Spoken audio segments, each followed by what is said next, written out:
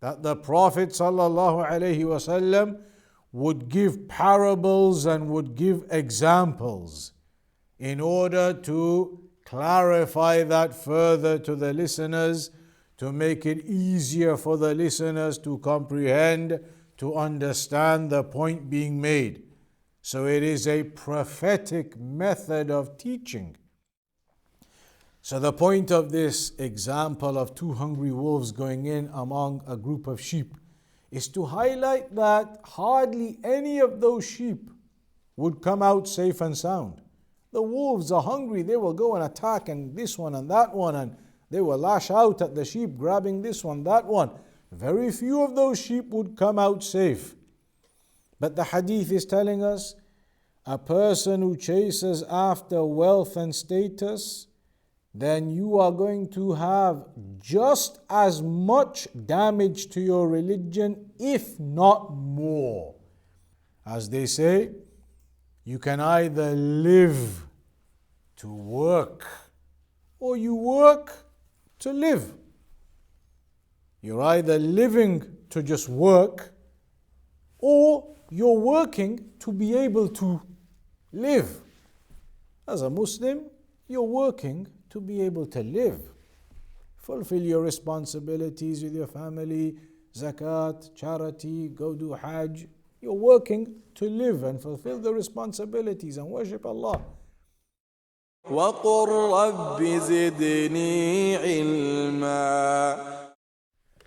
إن الحمد لله نحمده ونستعينه ونستغفره ونعوذ بالله من شرور أنفسنا وسيئات أعمالنا من يهده الله فلا مضل له ومن يضلل فلا هادي له وأشهد أن لا إله إلا الله وحده لا شريك له وأشهد أن محمدا عبده ورسوله.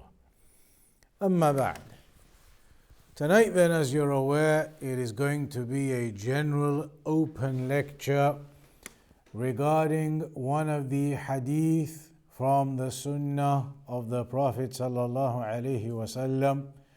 So it will be a short reminder, taking some of the benefits from that hadith, understanding what the points are within it and what the benefits are from it. That hadith is the narration of Ka'ab ibn Malik, where the Prophet sallallahu alaihi wasallam said, "Ma dhi'bani ja'i'ani ursila fi ghanam بأفسد لها من حرص المرء على المال والشرف لدينه." This hadith, it gives an example. It mentions that, or it gives a comparison between two forms of corruption, giving an example between two types of corruption and how one of them, even though it may appear to be far greater, is not actually greater than the other type. One of the types mentioned is, or the example given is, regarding two hungry wolves that are sent in among a flock of sheep. Two hungry wolves that are let loose among some sheep. That, of course, we know would cause a great problem and great corruption in terms of those hungry wolves attacking those sheep, killing those sheep, eating those sheep. There would be a great amount of damage that would be done to those sheep. That is the example given firstly of two hungry wolves being sent among the sheep. The second part is about how a person chases after wealth and status. How a person chases after wealth and status. The example the hadith is giving is that the amount of damage that would be done by those hungry wolves among the sheep, which we would think would be a great amount of damage, is not greater than the amount of damage it does to a person who is chasing after wealth and status. A person chasing after wealth and status, the damage that does to him is greater than the damage that two hungry wolves would do among sheep. It's mentioned in the explanation, من محاسن بيان النبي صلى الله عليه وسلم وتعليمه لأمته ضرب الأمثال. Firstly, from the benefits of the hadith is that this was one of the prophetic methods of teaching. That the Prophet ﷺ would give parables and would give examples in order to clarify that further to the listeners, to make it easier for the listeners to comprehend, to understand the point being made. So it is a prophetic method of teaching, to give examples to make it easier to understand. And there are many hadith like that, where the Prophet ﷺ would give real life examples to clarify and highlight the point being made. One of those could be, as an example, when the Prophet ﷺ was talking about the hawd, the pond of the Prophet ﷺ on the Day of Judgment, or the lake of the Prophet ﷺ on the Day of Judgment. The hawd, that lake or that pond on the Day of Judgment that will have more cups around it than the number of stars in the sky. And the water in it will be whiter than milk and sweeter than honey and more fragrant than musk. All of these descriptions, colder than ice.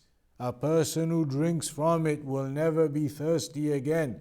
That hawd, that lake or pond of the Prophet ﷺ, how big is it? The Prophet gave examples for people to understand and get an idea of the size of it.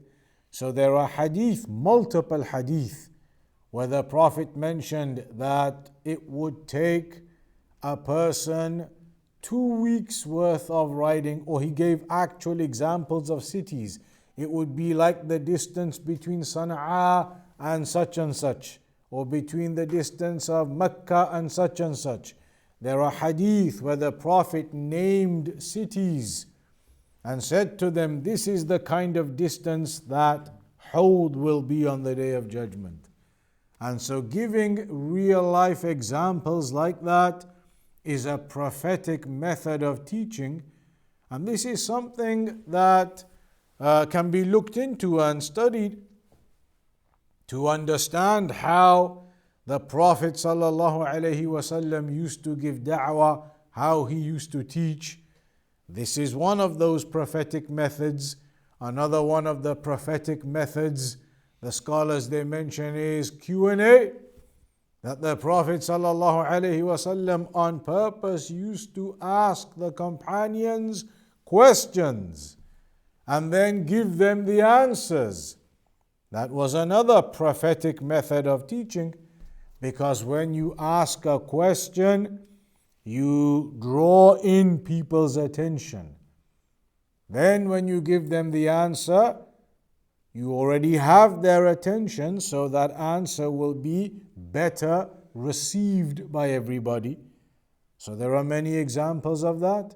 In the hadith of Mu'adh ibn Jabal, when the Prophet said to him, أَتَدْرِي مَا حَقُّ اللَّهِ عَلَى الْعِبَادِ وَمَا حَقُّ الْعِبَادِ عَلَى اللَّهِ.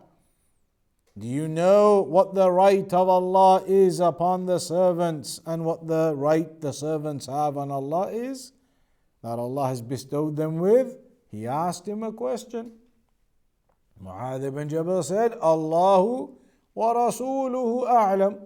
Allah and His Messenger know best. Then the Prophet gave him the answer, and that is in order to draw in his attention first. And then when you give the answer, it will be received better because the person is focused. So there are many things like this, the scholars they mention in that field of study about the prophetic methods of teaching. So this is one of those prophetic methods of teaching where the Prophet used to give examples to highlight and clarify things, just like he used to ask questions to get people's attention, just like he used to use physical gestures or examples in teaching too. Like in the hadith of the line in the sand, خط لنا رسول الله صلى الله عليه وسلم خطا مستقيما وقال هذا سبيل الله ثم خط عن يمينه خطوطا وعن شماله خطوطا وقال على كل سبيل منها شيطان يدعو إليه أو كما قال. He used to give physical examples in that hadith. He physically drew a line in the sand. With a stick, he drew a line in the sand and said to them, this is the path of Allah. And then he drew lines going off to the right hand side and drew lines in the sand going off to the left hand side and said to them, all of these others are the deviated pathways, and all of them there is a shaitan calling you to it. So that was another prophetic method of teaching, physically giving examples, drawing that line in the sand. There's the example of when the Prophet ﷺ was telling us about how long there is left up until the day of judgment is going to happen. So in the hadith, the messenger said, بُعِثْتُ أَنَا وَالسَّاعَةَ كَهَاتَيْنِ, that I have been sent and the hour is going to be established. The difference between those two events is like these fingers. And he showed them his fingers, his index finger and middle finger. Meaning the index finger, that's me right now where I have been sent as a messenger, which was 1400 years ago now. And that is where the day of judgment is going to be. Meaning that's all you have left. From when the messenger was sent 1400 years ago, up until when the day of judgment is going to happen, the messenger said that's all that's left. And some scholars say actually he made a small gap between the fingers, same thing though, that is all that's left. To show them that there is only a small amount of time left. So these were all prophetic methods of teaching. Prophetic methods of giving da'wah. And this is important. It's important for teachers to know these things when you're giving da'wah, when you're trying to explain things to people, you're trying to teach somebody some issue about the religion. It's good to know and understand how the Prophet ﷺ used to give that da'wah, what kind of techniques he used to use in giving that da'wah, what kind of methods he used to use. In the University of Medina, in the degree, one of the modules is on that topic, on the prophetic methods of giving da'wah. How did the messenger used to teach? What methods did he used to use? How did he used to talk to the people? What examples did he used to give? Talking to the people, he would always give them the background and the context so that the companions would know how to talk to someone. Because different people, you need to talk to them in different ways, depending on their level of knowledge, depending on their level of understanding. Different people, you have to talk to them in different ways. You have to give them da'wah in different ways. And so the Prophet used to make a point of that, telling the companions the context of where they are going to be giving da'wah, who those people are, so the companions would have the background and the understanding and the context, so then they would know how to begin their da'wah there, what to focus on, which points to make. Just like the hadith of Mu'adh ibn Jabal again, إِنَّكَ تَأْتِي قَوْمًا مِنْ أَهْلِ الْكِتَابِ.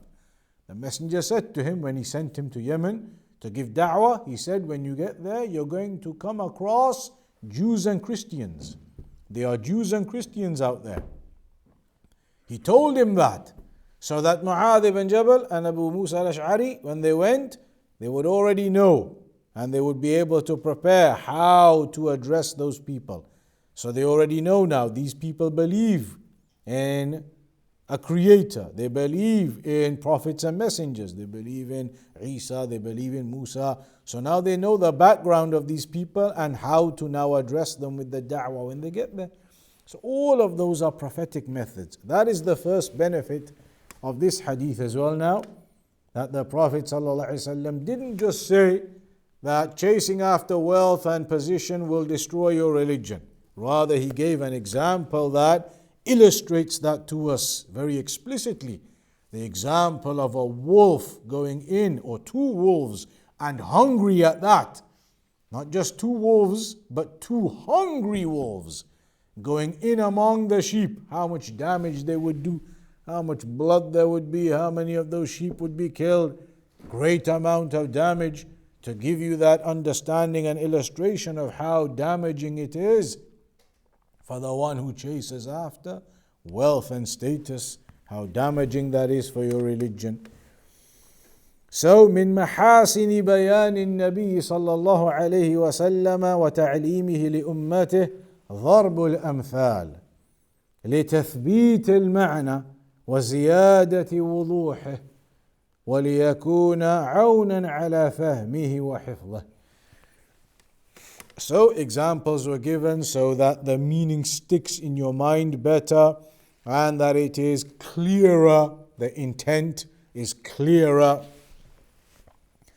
وفي هذا الحديث يضرب النبي صلى الله عليه وسلم مثلا ليوضح مدى الفساد الذي ينتج عن حرص العبد على المال وشرف، فيقول ما ذئبان جائعان أرسلا أي أطلقا وترك لجوع ألم بهما في غنم أي دخلا في قطيع من الغنم لا ينجو من الغنم من إفساد الذئبين بالقتل والهلاك في هذا القطيع والحالة هذه إلا قليل بأفسد لها ليس بأقل من إفساد الذئبين لهذه الغنم بل إما أن يكون مساويا وإما أكثر.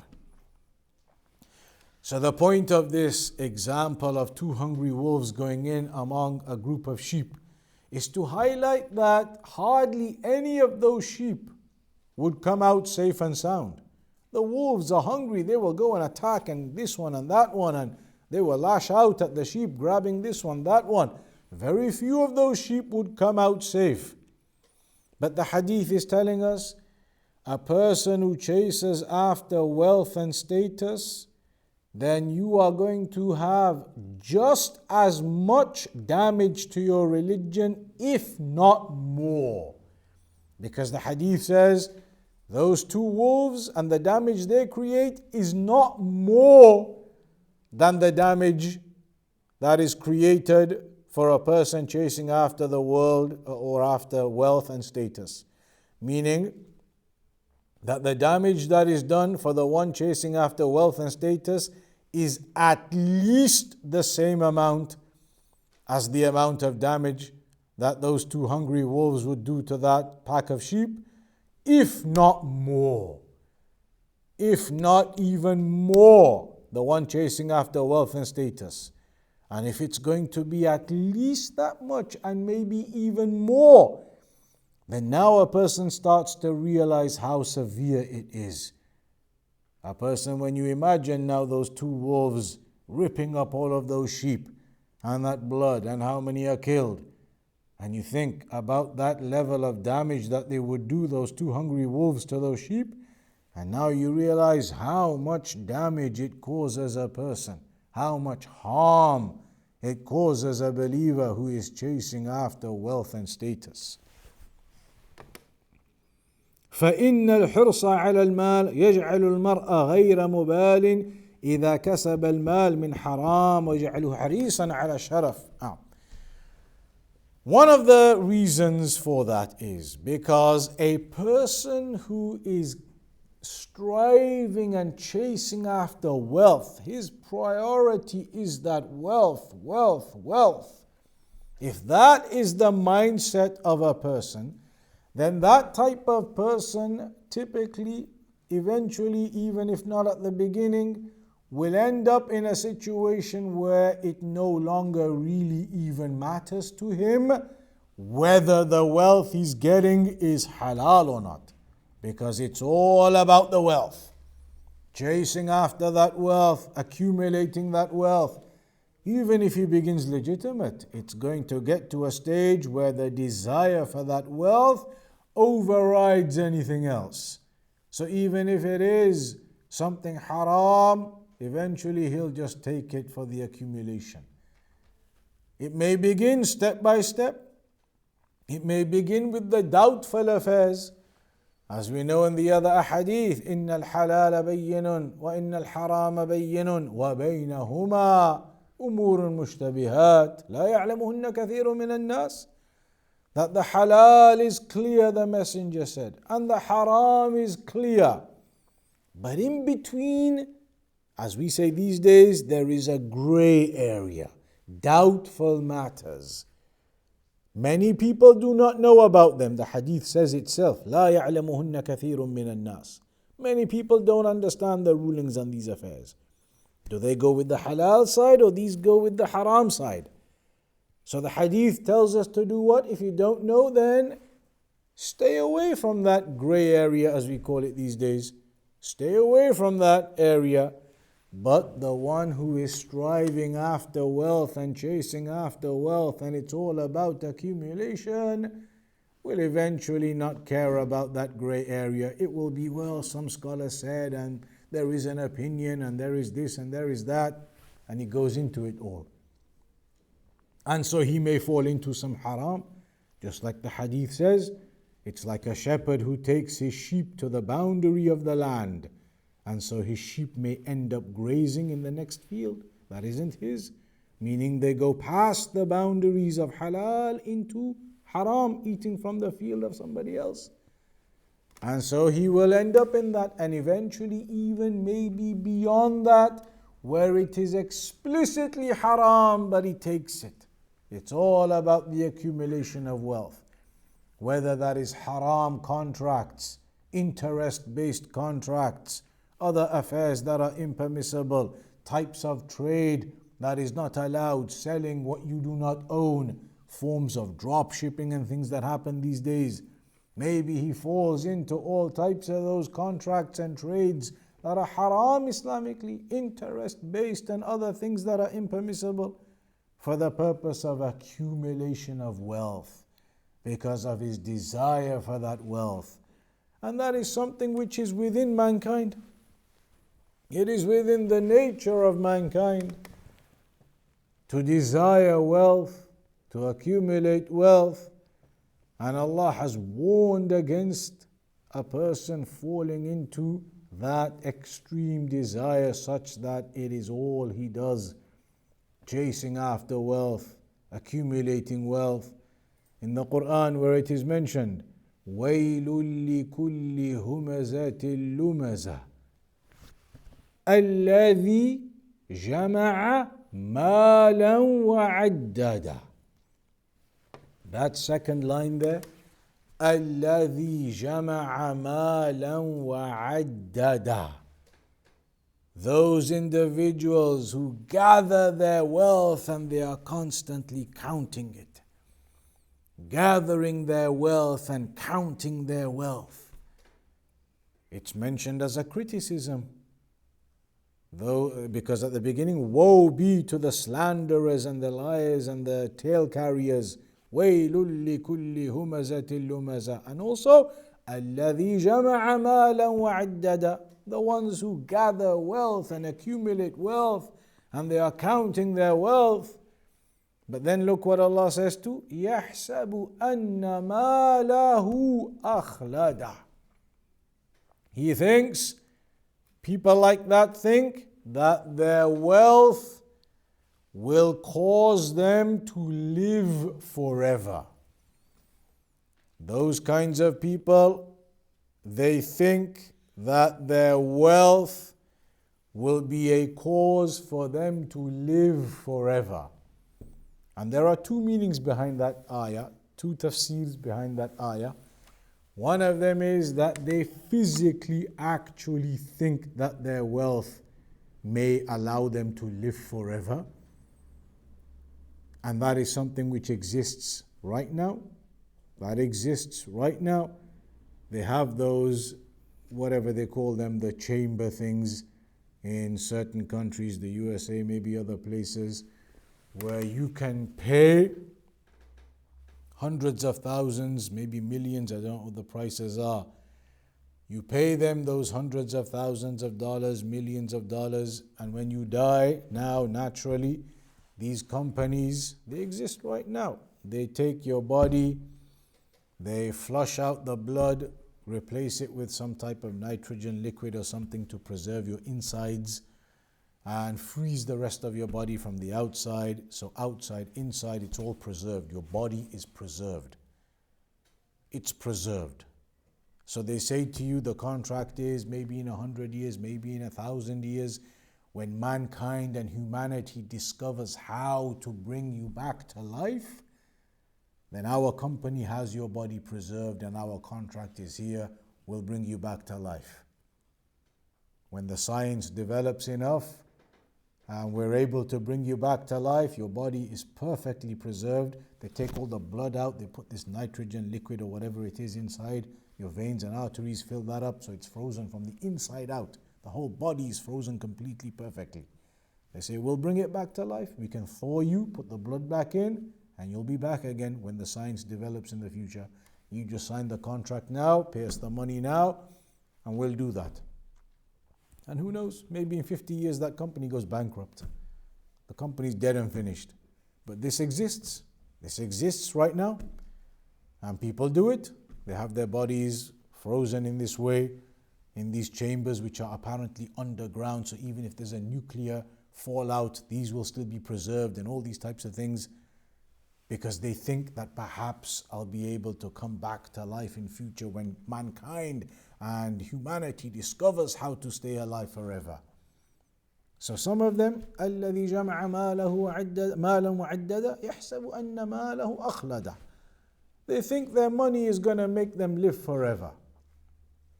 And the second meaning of it is not that they think their money will make them live forever physically, but they think that their wealth will be a means for them to be remembered forever.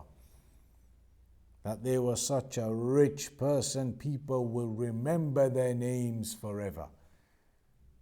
And again, that is not the case. That is not necessarily the case. Billionaires, millionaires, they're dead, buried, gone. Who remembers now, who talks about the billionaires who were alive 100 years ago? Nobody knows their names. From 200 years ago, 300 years ago, doesn't exist. Names are unknown. The only people who know their names are the ones who study history. And they look into those books of history and this man and that man. Otherwise, the general public, who remembers the billionaires from 300 years ago? The billionaires from 200 years ago. So they think that's the other thing. With their wealth, that their remembrance will remain forever. And the reality is not like that. As Al-Ilbiri mentioned in his poem, the Manzuma of Al-Ilbiri, he said, the one who has knowledge, when you die, you are still alive.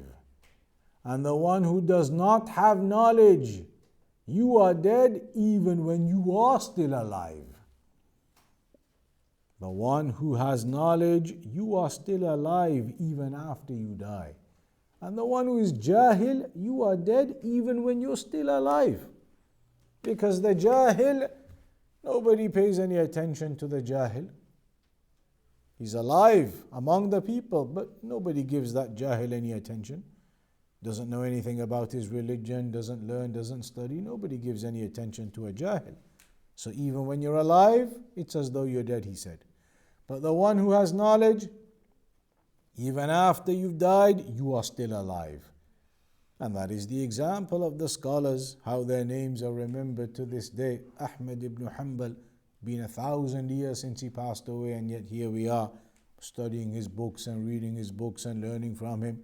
Ibn Taymiyyah, hundreds of years ago since he died, 700-800 years ago, and here we are still reading his books and learning from him. Shaykh Muhammad Abdul Wahab, 200-300 years ago now, and still here we are learning his books and reading, and his name is remembered. Knowledge is the factor that raises a person, not wealth. But this is the state and this is the condition of the people. So, the one who gathers and chases after wealth, he is not benefiting himself in that way, and that is not the purpose of this dunya. On the Day of Judgment, it's mentioned in a hadith that the 2 feet of Ibn Adam will not move on that day until you are questioned about your wealth. That's one of the things. What will the questions be about your wealth? 2 questions. Where you earned it from and where you spent it in. 2 questions about the wealth: where you earned it from and where you spent it. So did you earn it halal and then spend it in halal too? Or did you earn it haram and spend it in haram? Or maybe did you earn it halal but then go and spend it in haram? Those 2 questions. Where did you earn it from? How? And where did you spend it? Halal or haram? So this is an important aspect to remember. This dunya is not about the wealth. A person takes from the wealth what he requires to fulfill the responsibilities of your family, your children. There are responsibilities. You go and work, you earn your wealth, and you fulfill the responsibilities, of course. But this dunya is not for the purpose of purely chasing after the wealth. It is not our purpose in creation. It is not our purpose in existence. The priority in our lives is not wealth. That is only a secondary thing. Get the wealth that you need, work, earn, take your salary to fulfill your responsibilities. Fulfill your responsibilities to Allah, to your family, pay your zakat, go do your hajj, whatever amount a person can earn to fulfill those responsibilities, etc. Give in charity, alhamdulillah. Not at the expense of your religion. Not at the expense now a person works 100 hours a week when he doesn't need to. He can work 70, he can work 60, he can get by with 50, more than enough. But he goes and works 100 hours a week for that wealth. I know people who work in these finance sectors and those kinds of areas in particular, in some of the high-ranking finance sector jobs. I know somebody personally. They go in at times, maybe 8 a.m., and he'll work the whole day on some project, some big multi-million-dollar deal, work the whole day from 8 a.m., it gets to 8 p.m., gets to midnight, gets to about 5 a.m. So he's been working how many hours so far now? Began at 8 a.m. and it's now 5 a.m. 21 hours. 21 hours. Then you get to quickly go home, have a shower, and you start your next shift again at 8 a.m. And they do things like that. Some of them do things like that. Some of these people in certain sectors of work, big multi-million-dollar deals and whatever else. But that is not the objective of a person's life. If that is how you're going to live your life, your whole life, then what have you achieved in your life other than what's in your bank account? As they say, you can either live to work or you work to live. You're either living to just work or you're working to be able to live. As a Muslim, you're working to be able to live. Fulfill your responsibilities with your family, zakat, charity, go do hajj. You're working to live and fulfill the responsibilities and worship Allah. But the kuffar, many of them, they live to work. It's all about getting up that career ladder. It's all about getting up to that big salary. It's all about getting the money. Their objective in life is money, wealth. And if a person makes that his priority, it will destroy your religion. A person will then not have focus on ibadah, on worship. His thoughts from the moment he wakes up to the moment he goes to sleep is about that wealth. What can I do today? What needs to be done? Money here, money there, this trade, that trade, business, contracts. His whole life revolves around money. That's going to be at the expense of your religion then. That's what the hadith is telling us. It will destroy your religion if you chase after that. And the second thing in the hadith it mentions is status. That a person who chases after status is likewise going to end up harming and destroying his religion, because the one who chases after worldly status, then that once again can be more harmful than the amount of damage those two hungry wolves would do among the sheep. Because chasing after worldly status, it's very similar to chasing after wealth in some ways. Chasing after worldly status is going to come at the expense of your religion. Because then that becomes the priority and the focus of your life, as opposed to ibadah and worship of Allah and fulfilling your responsibilities. The one who has his goal and objective, he wants to become the president of whatever it is, his province or his country, or that's his goal, that's all he wants that position. So his whole life now is going to be just working to get to that position.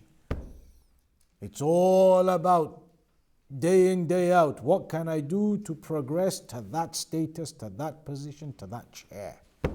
So that's going to be at the expense of your religion again.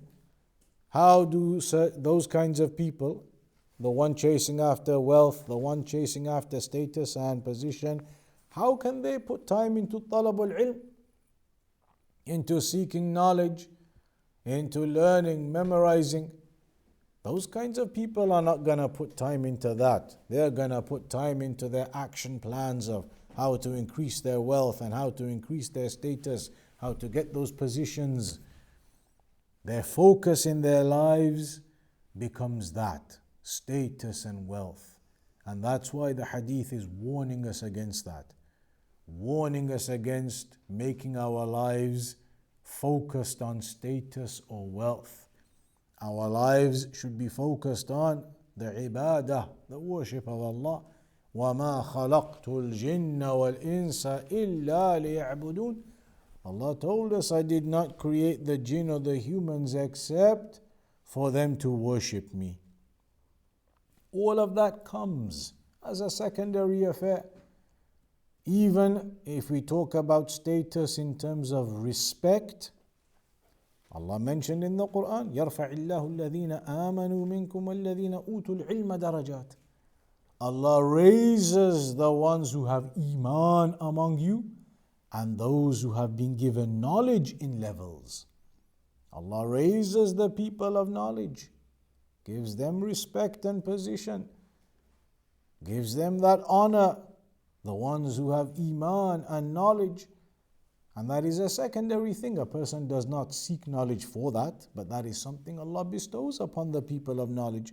Do we not see now the respect and the honor the scholars have? They never sought that. They never sought knowledge for that purpose, but they have it. The people they love and honor and respect the ulama, the scholars of Ahl Sunnah, because of their knowledge and how Allah has raised them via that knowledge. إِنَّمَا يَخْشَى اللَّهَ مِنْ عِبَادِهِ الْعُلَمَاءِ. The ones who truly fear Allah from His servants are the scholars. And so Allah raises them. So if a person wants the dignity in this world, the honor in this world, it does not come through wealth and chasing position. It comes through iman, through ibadah, through seeking knowledge, through abandoning sins, through focusing on the fulfillment of the commandments of Allah. That is how dignity and honor comes for a person. So that is a hadith, and it's only a brief explanation regarding it as a general reminder. A hadith highlighting to us what our purpose in this world should be and what it shouldn't be, and the amount of damage and harm it can create for us and cause for us if our objectives are false, our objectives are incorrect and deviated.